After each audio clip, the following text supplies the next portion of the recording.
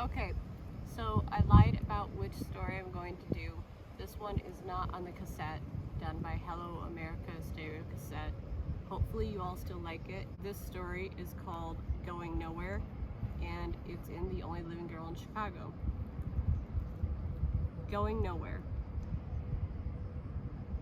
After some talking into, Zoe began to consider the idea of becoming a professor herself. She already had a PhD in Russian history, and Radley had convinced her she couldn't let it go to waste. Funny, since he almost completed his PhD and let that go to waste. Now he worked as a tech startup that will remain unnamed. Her first day teaching at the college near Little Italy became the same way that she thought it would.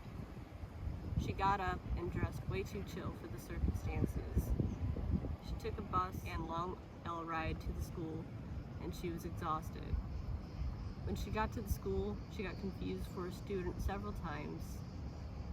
She didn't bring enough coffee. She didn't bring enough Xanax. This was all just shit to keep in mind for the second day, Radley told her.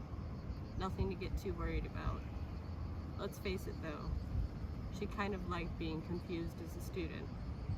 She was 30 and being mistaken for 23. Not bad. Something about it just made her feel better about herself, and that made it easier to not feel like she was sacrificing her hopes and dreams of becoming a writer.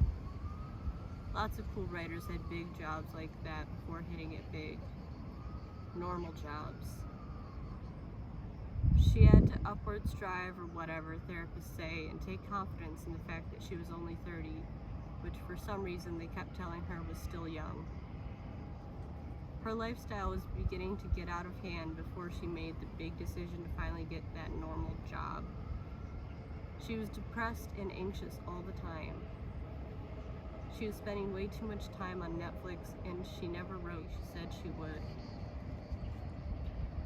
Perhaps by having a serious routine that demanded her to be more awake and vigilant would inspire her to work more.